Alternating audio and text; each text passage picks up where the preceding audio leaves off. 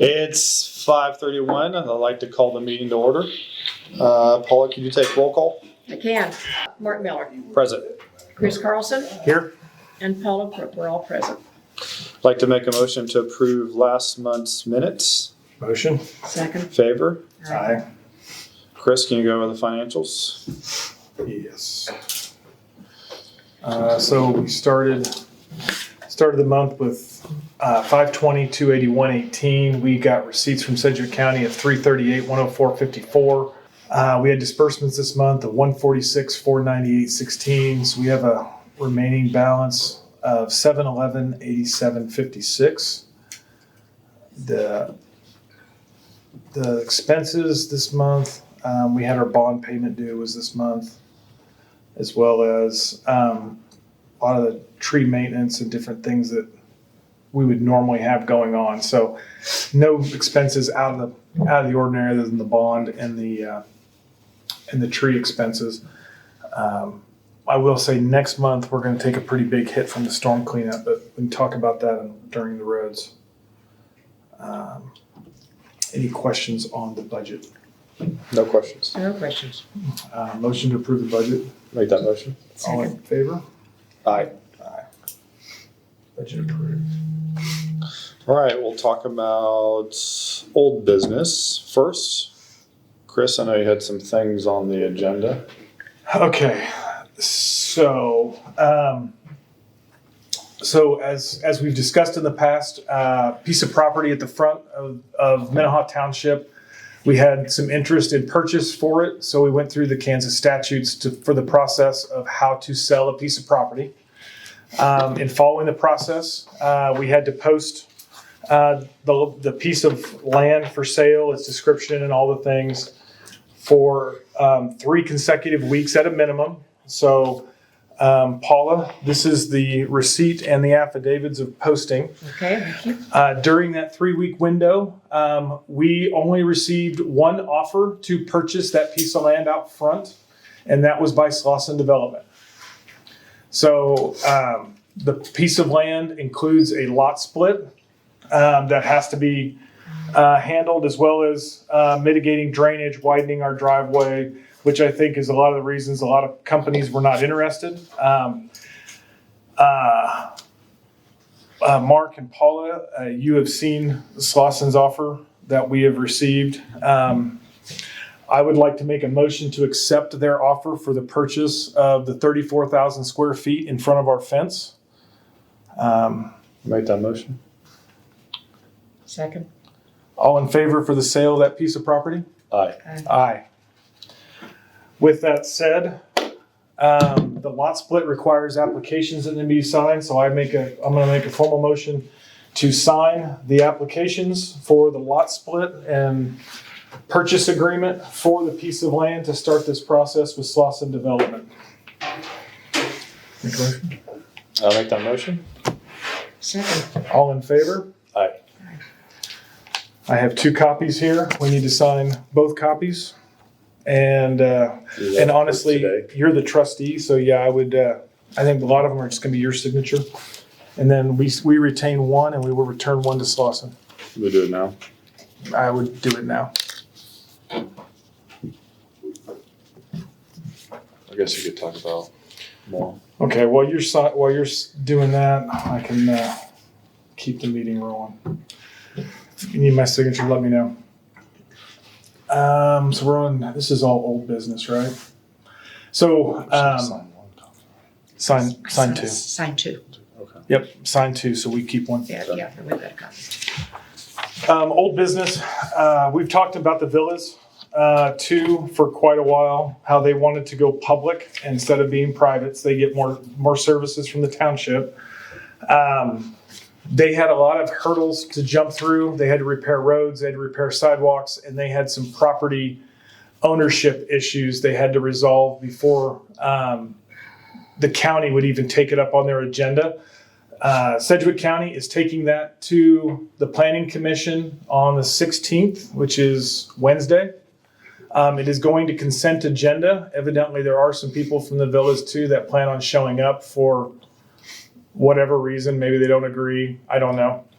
But once that that hits the consent agenda and is approved, then either in August at the budget meeting or in September, Minnehaha will be taking up to accept Villas 2 as one of our public neighborhoods going forward. So that's all coming down the pipe at some point. You're still signing? Mm-hmm. All right. Storm cleanup. So as many of you know, Crestview got hit pretty hard. A lot of the Minnehaha neighborhoods got hit really hard with the flooding, the high winds, the trees. We hired, along with Paul and John, who worked for the township, we hired 4 separate contractors to help with that cleanup. That was separate of the contractors that Crestview Country Club hired, that's Crestview Country Club Improvement District hired to handle things. And there's a lot of individuals that just did it on their own. Just as a heads up, I haven't got the final totals, but we probably spent over $100,000 in just storm cleanup for that storm. Between rebuilding roads, cleaning up trees, just debris in general. Is quite the thing. And that doesn't necessarily include our time and overtime that John and Paul put in as well. So just keeping you all updated. We'll know the total next month because it's going to be a big hit on the budget next month. So, still signing Well, documents? question on these. Okay. Hey, Brandon, Yes. got a question. Got a Yes. visual question. You got a second? And all 3 are the same? This says applicant, but Minnehaha Township, right underneath it, so says after this applicant's signature here. Is this? So this is going to be applicant signature under, this is going to be yours. I'm the one below it. Gotcha. Yeah. That's what I needed. And then what I'll do is I'll have everything countersigned. Okay. Yeah, I don't think you guys need to sign anything. It should be just you because you're the trustee. That's fine. Okay, I'll get it while we're still talking. You're the one that's going to get sued, not us. That's fair. Noted. We kind of bled into new business, right? Because yeah. new business was, do you have any other new business? I do. Okay, go ahead. All right. Keep signing. All right. So today, I was part of the district collaboration board for District 5, which is Jim Howell, which covers southern part of Minnehaha, Derby, Payne Township, so on and so forth. And they had the Register of Deeds come in today. Most of you have heard of, I think it's called LifeLock or something, where you can protect your property. Sedgwick County has now implemented the same program on their Register of Deeds, and it is 100% free. You just have to sign up for it. So they're trying to push it out to get people just to sign up. And what it basically does, if any transaction is made on your property's address, you instantly get an email or a phone call or both. And it's very reactive. They sent me this card right here. You can scan it and you can scan the QR code on it and sign up. It's 100% free. There are no fees later on about it. But they are doing their best in Sedgwick County to prevent property theft.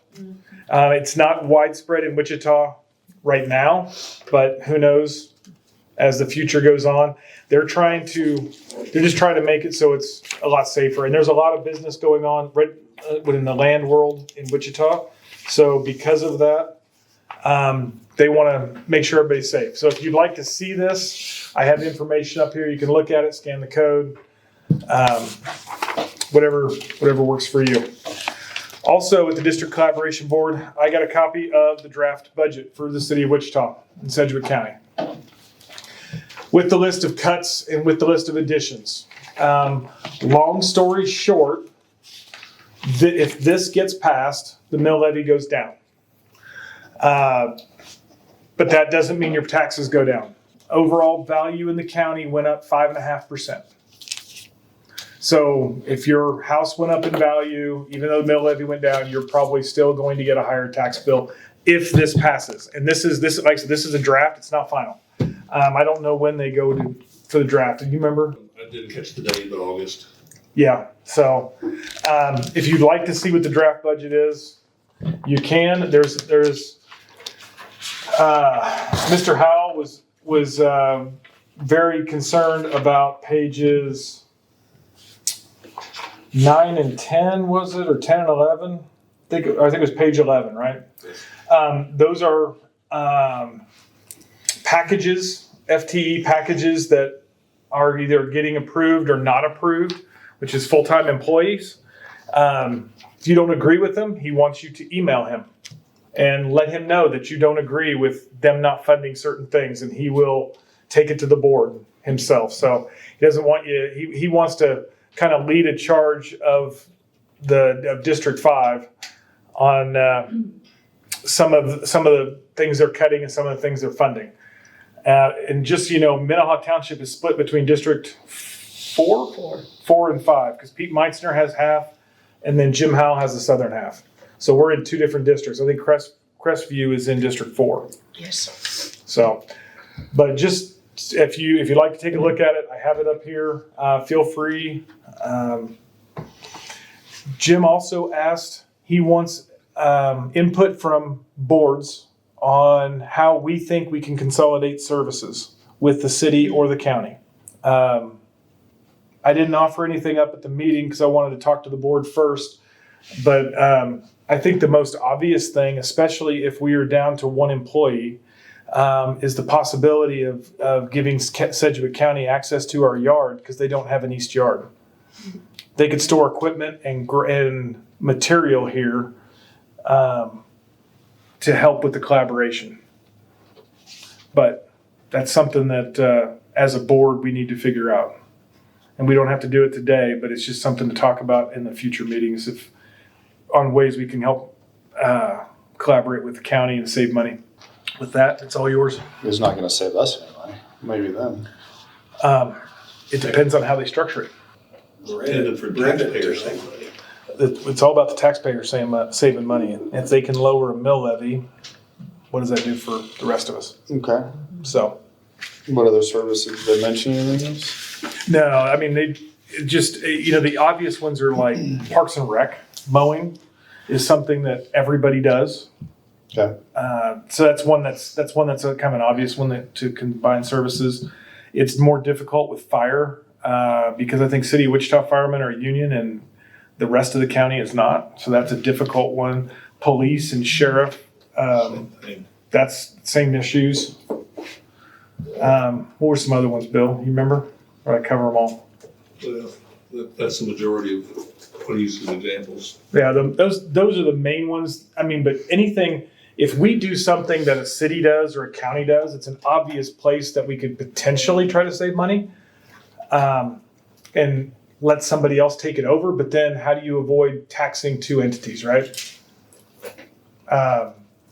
You could Derby, I think his example was like Derby taxes their people and their city tax for parks.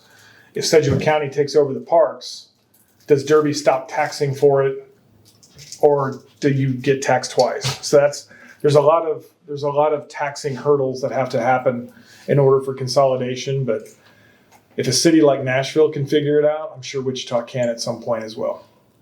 It's up to you.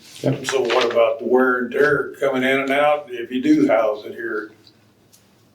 So it's always up for conversation. I didn't say we were agreeing. I understand that. That's the part of the conversation. I mean, coming in and out and wanting to use your place of, I feel like at some point they're going to consolidate. They're going to take all the townships will move into the county at some point. There are 3 townships that are going to be a struggle that own property, equipment, and have bank accounts. And we're one of those townships. So, but I think there's 25 townships that they could probably absorb and no one would even know. It would have 0 impact. Yep. So, Okay. Good. yep. That was your new business. Yeah. We had the budget meeting a couple weeks ago. Or was it last week? It was last week. Last week. It's been a long week for you. It was, yeah. Yeah. Had the budget meeting last week at the county, and more or less, all in all, we went over where we were at this year. We went over next year's budget. The mill levy is going to stay the same. So not raising taxes, not decreasing taxes, it'll be the same. After the conversation that we had with the county, with inflation and things that go up, can't really promise that for the year after. Because they were really hinting strong at like, you guys might be able to pull this off this year, but next year would have to reevaluate. But that's what's going on in 2026. The other thing I was going to bring up is John, I think everybody knows by now, he retired a couple weeks ago at the end of June. And so Paul, I think everybody's met Paul Daniels, and he's going to be our new shop supervisor. If you have any questions, direct them all to him. 100%. Now, I get my fair share of emails that I respond. Paul is good for when a resident maybe doesn't use email or because we communicate a lot through emails with the county or with the township residents. They'll either email me, Chris, or Paula. We'll answer them. But if they don't have that, they always have Paul. He's here. We have a phone number. And then if he's got any more questions, he can call us and go from there. So it's always good to have a supervisor of some sort, an employee here to be able to do that. And any new business? No. Okay. Are you anticipating a replacement for John? We're still thinking about that. That's been brought up. Haven't pulled the trigger on anything yet. Yeah. See how Paul works out. Could have one more piece of new business. Which one? Stacey Rogers. Oh, yes. Do you want to do it in business? At the end. Yeah. Questions or answers? Do it before we close the meeting. Okay. We're going to do that now then. Okay. All right. So we have a visitor tonight. We have Stacey Rogers. She is running for governor of Kansas. She wanted the opportunity to come and speak to all the local governments here. We're allowing her time today to talk her speech, and then at the end of this, we can have questions and answers after we close the meeting. Fair enough? Stacey, the floor is yours. Okay. Well, I'm gonna just put some up here so they can see me. Thank you very much for letting me come talk to everybody today. My name is Stacey Rogers, and I, just to tell you a little bit about me, I was born in Wichita. I was raised up the road in Newton, and I graduated from there. So I've lived in this area my entire life.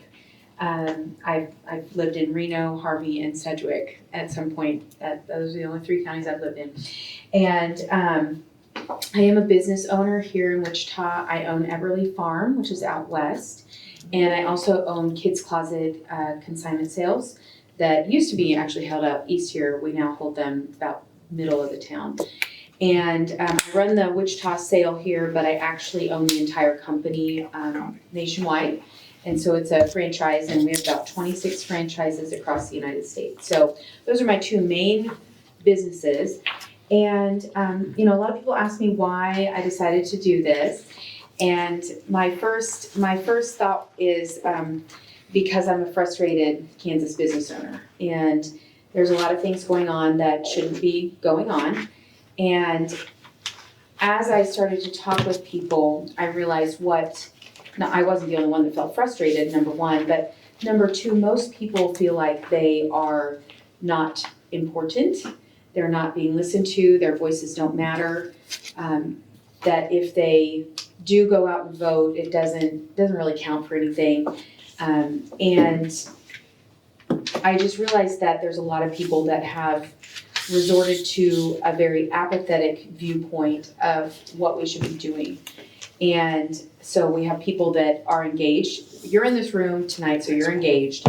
And so I'm not necessarily talking to you, but when you look at voters, and as I've talked with them, you get one group of people that will go in and just vote R or D, down the line and say, well, I don't really like these people, but it's the lesser of the 2 evils, whatever side you think of. So, and then, but a growing number of people are choosing to sit out on the entire process altogether. They look at those candidates and they say, I don't see someone that represents me or that I think is actually working for me. And so I'm just going to completely disengage from the process.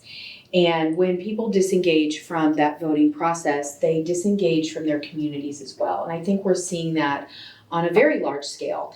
And so as I go out and talk with people, I ask them, what are you doing in your community? And I'm not just going into groups where obviously you guys are already active. I'm walking into I jokingly say I'll go to an opening of an envelope as long as there's people to talk to. And so I'll go to coffee shops and libraries and bars and, where gun shows and veterans, wherever people are. And I talk to them about what they're doing in their community. And I think that returning people from that apathetic viewpoint and getting them turned around and involved again is going to be what makes the big difference in this state. We can have a really strong governor and a completely inactive population, and we're not going to be able to get anything done. We can have a great active population and a terrible governor, and we're still not going to get anything done. It's going to take working together to clean out that legislature and get good servant leadership in those spots. And so that's really why I'm running. And I know you said you wanted to close it out, and then they could ask me questions. Yep. That's usually where I stop and let people ask me questions. So. All right. Yeah, Thank you. thank you. Thank you, Stacy. Okay, Like to make a motion to adjourn the meeting? Motion. Second. Favor? Aye. Let's do questions about, I'll come back up. we could. Hang on. No. Let's do questions. Let's do questions on Minnehaha stuff first. Yeah. Yeah. Just checking, the stuff that you put out in front of your laptop, that'll all be put on the website, the QR code. The draft budget, you can go to Sedgwick County's website and you can see the draft budget. So no, the fraud alert thing, yeah, it's actually on Sedgwick County too. They send it out. If you follow their social medias, they've been reposting it constantly, trying to get people involved, but you can come up, scan the QR code. Please don't take it because I think I'm probably going to scan the code. Mm-hmm. Bill, anything? You covered it pretty well. Okay. He's judging. You haven't been here in a while. I missed you. I've been traveling for many months, so I appreciate. Any updates on the Minnehaha repaving? So right now, we're trying to assess all the storm damage we paid for and refigure out what our budget has left for the rest of the year. So Likewise with that one cul-de-sac, you said Tanya and Kathy Island, same thing on that one? yeah. So Yeah. we're just kind of punting right now. Once I have all the final bills in and we have our financials for July, I'll know at that point what we're going to spend the rest of the year and be able to figure it out. So, but it's still on the list. Okay, appreciate it. Yep. Anyone else for Minnehaha business? Then we'll open the floor to questions for Stacy. Well, I do want to say something really quick about this because this, so I was talking with someone up in Leavenworth who is the Register of Deeds in Leavenworth, and I think this is probably a slightly different procedure, but they actually have now something in their office that when somebody comes in to try and obtain information about a property or try to attempt to sell, they can actually scan it.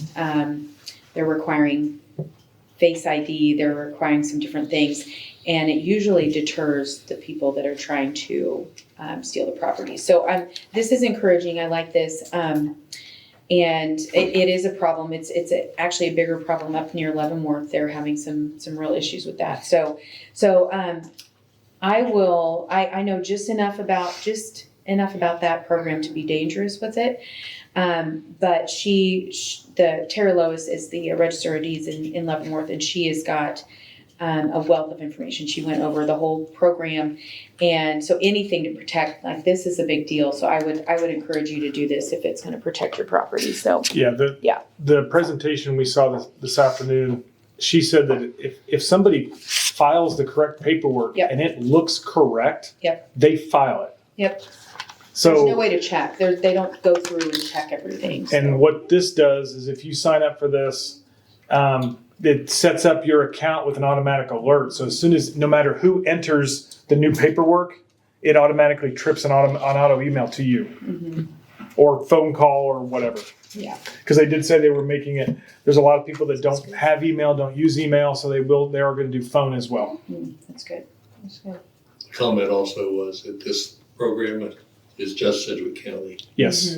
Yeah. Like Leavenworth Yeah. obviously has Has their their own. own, yeah. Mhm. But the one in Leavenworth could easily be utilized by more counties in Kansas. It's a technology that when she explained it to me, I said, we're probably going to have to do a video on this because it is using some different technologies that I know that some people would be a little bit hesitant to utilize. And so really going through that, and I quizzed her pretty hard on it, like, tell me about how this is not going to be used in the wrong way. And she explained it well enough. The creator actually lives in Missouri, and I'm going to try and do a video between the two of them and try to get a little more information.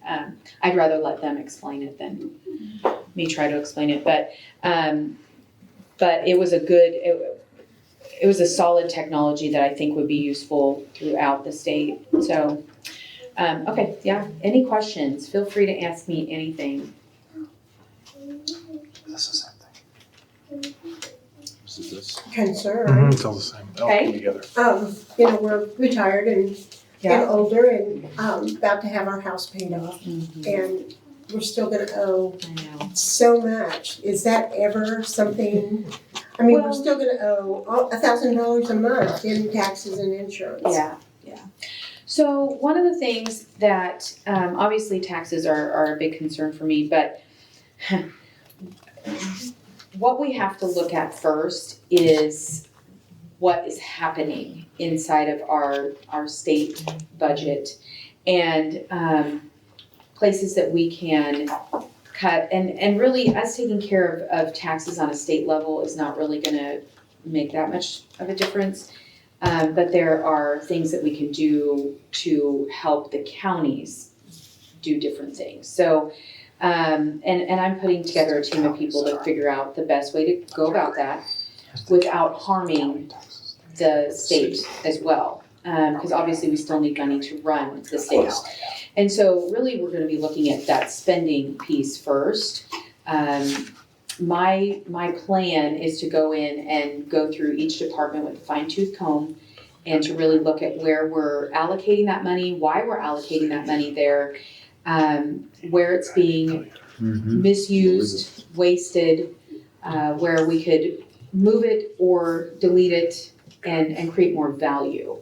And so that's gonna be step one, is to really just look at that. What we have now available to us is very minimal information. I know that the legislature was trying to create what they were calling a K-Doge. And I think that is kind of not a great idea to do something like that right now because so much of the information is blocked. Even when our legislators request information, it can take months and then it comes to them heavily redacted. So they're not receiving a full picture. And so someone like me getting into office, I have zero political baggage. I have no problem being transparent and just opening those books and seeing what's there and exposing things that shouldn't be happening. So I do have some concerns that, what's currently going on is not really going to be, it's going to end up costing the taxpayers more time and money to actually fix it once we're able to get in there and see how everything looks for real. So, yeah. But yeah, I mean, that's the top of my list is trying to figure out how we can lessen taxes in general, whether it be for veterans or seniors or just everybody, but we've got to look at that spending piece first. We've been spending at a breakneck speed in the state, and we're actually set up to be in deficit in 2027. So our dear governor is setting the next governor up for failure right out the gate. So it'll be something that I'll be pretty aggressively on top of to look at. So yeah. Thank you. Yeah, you're welcome. Of course. Your thoughts on the special needs community? The special needs community. Well, so education is probably going to be one of the top areas that I'm looking at because we spend so much money on it through our budget. now I have 2 kids with special needs, so I'll tell you, I'm gonna tell my age here, but, so I have a 31, 27, and 22-year-old, so, and my 2 youngest, have learning challenges, and so my middle son has autism, and my youngest son is profoundly dyslexic and profoundly dysgraphic, and so I've been a public school, private school, and homeschool parent, so I have kind of run the gamut on all the different ways you can educate in this state, including therapies and even, tutoring options. And so when I start to talk about education, I know people get on edge because they're afraid that things like special education are going to get cut. That is definitely not something that I'm going to allow to happen. I don't think we have enough services for special education. However, the entire system is failing, so there's going to be a lot of things we have to look at and address what we can do to create the outcomes that we need, where we have successful students exiting, not just being pushed forward and graduating, because that's what happened with my middle son. He was pushed forward, and I eventually had to take him out because he wasn't really learning. He was just not being left behind. He was just pushed to the next grade. And so when I actually removed him at the end of 2nd grade, when we started schooling that next year, I had to take him all the way back to 1st grade and teach him again. But I ended up graduating him completely on time. And I think that is, speaks very loudly for when you get the right education in front of the student, for the student. And so we need to be looking at what is causing those poor outcomes. As far as budget in the education system, and I'm gonna get a lot of flack for this, although I think most people agree with me, when 40% of that budget that we give to education is going to administration, we need to be looking at why. Why are we creating millionaires out of our superintendents, and our teachers and our students are not seeing any of that money reach them? And we have leaking buildings and non-working heating and air. So there's some definite issues that we need to be addressing in education, but I promise you, special education is not one that's gonna be getting a hit if I can help it, so, for sure.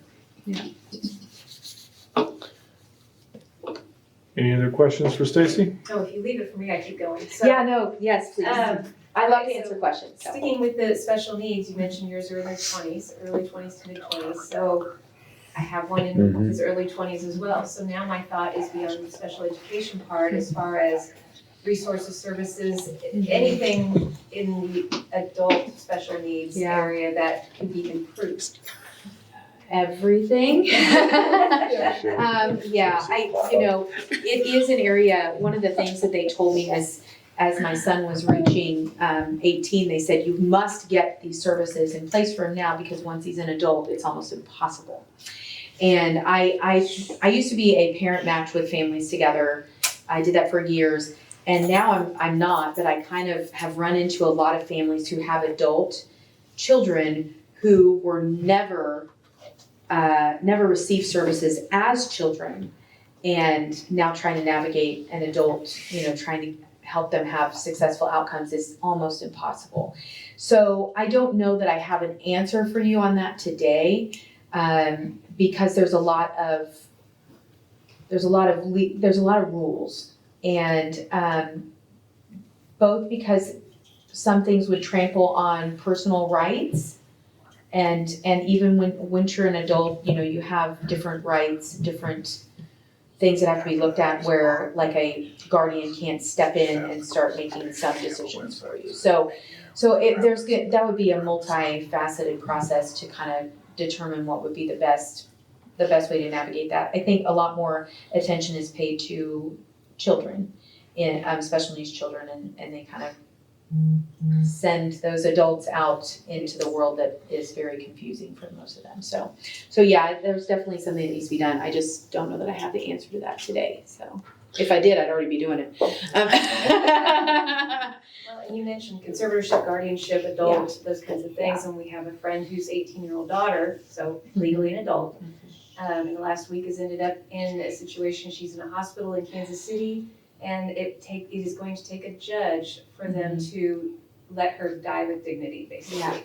they are unable to help her physically with something that That is popped up. correct. And they are sitting there watching her. Yep. And can't, their hands legal are tied. guardians, conservators have been for almost 18 years and they can't do anything. Yeah, I just had this conversation the other day, and the reason I had the conversation was over transgender issues.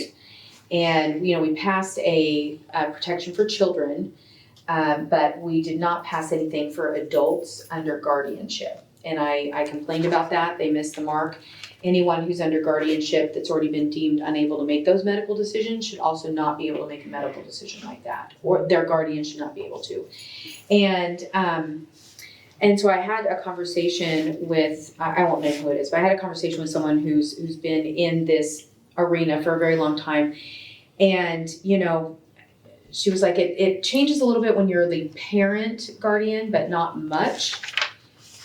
If you're not a parent guardian, you have almost no ability to do anything. So as a parent, I could probably still go in there and say, I think we're done, we need to do this. But if they don't have that person and they're just assigned that guardian through the court or whatever, you're right, they don't have that. And I think, and that's a tough one because it goes to the understanding of that person with special needs. Do they have the capability to understand doing something like a do not resuscitate order?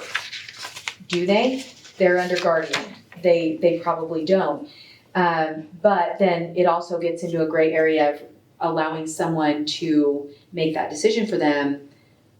Are they making the decision for the right reason? And so I think that there's some definite gray areas, and it's just, that's a tough one.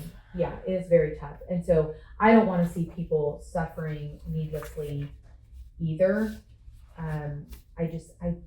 We've got to figure out another way to do that. Yeah, but I wish I had that answer too, so. Stacey, do you have a Yeah. website for I do. social media? It's on, well. So on the card, did everybody get a card?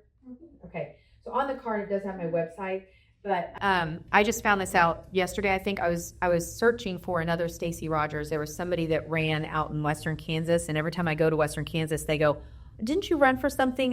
Which is actually going to benefit me. So, but so that's why I was trying to find her. I was trying to find her so I could talk to her. But it was when I Googled my name, and I even put Western Kansas. I tried to get it out there. It was 5 pages of nothing but me. So you're going to find me if you go look for me. I promise. There's every podcast I've been on. I'm on every single social media outlet probably. I'm on Snapchat, TikTok, True Social, Rumble, YouTube. I mean, I'm on everything. So if you want to find me, you can find me. I'm most active on Facebook and Instagram just because they kind of push out a little bit further than some of the other ones. But I'm on X. I'm on everything. So yeah, I'm happy to, and you can always reach out and ask me more questions. I answer everything personally so far. I can't promise that forever, but I do answer as many as I can all by myself. So yeah. I could just say I would have a lot more questions, but I've been following you on Facebook and you answer them. Okay. People's questions and do it fully and I appreciate it. Well, thank you. Thank you very much. I try. Sometimes people don't like my answers, but So we're not always. yeah. Well, I've told people before that there's 2.9 million people in this state, and for us to even all agree on one single thing would be a miracle. But if we can talk about stuff, we're never going to agree on everything. But if we can find a common ground and talk through that, I want to know what your pain point is, and so I can at least be aware of it. I may not always be able to do something about it. Sometimes people just want to be heard and know that they matter, and to me that's really important. So, and if I do know the pain point, if I didn't know it before, and I use my businesses as an example, I run very specific businesses that have they're pretty easy actually, but there's other businesses out there that have a lot of red tape and a lot of things that they have to navigate. The trucking business is one that was brought to me a while back, that they cannot get drivers because now the requirement through the federal government is that they take this $12,000 class. And they used to be able to train people and then have them go take the test. Now you have to take the class, and then go take the test. And that is what is bottlenecking our new drivers. And so when, like Laura Kelly made it a longer driving time, that's probably a good reason. I don't know that was actually said, but that's probably actually one of the main reasons that she was extending that time for people to be on the road. And that's actually dangerous. We don't really want them on the road for 12 hours a day. And so we need to come up with a solution on how to help these businesses be able to get more people on the road. If they have people wanting to work, they can't hire them. So it's things like that where if somebody doesn't bring it to my attention, I don't necessarily know. And so once I know, once it is on my radar, if something does come across that I can help with, then I'll do it. I'll figure it out. So, but yeah, thank you. Right. Thank you, Stacy. Thank Appreciate you so your time. much. Okay, thank you so much. I appreciate it. And that's it. Thanks, everyone.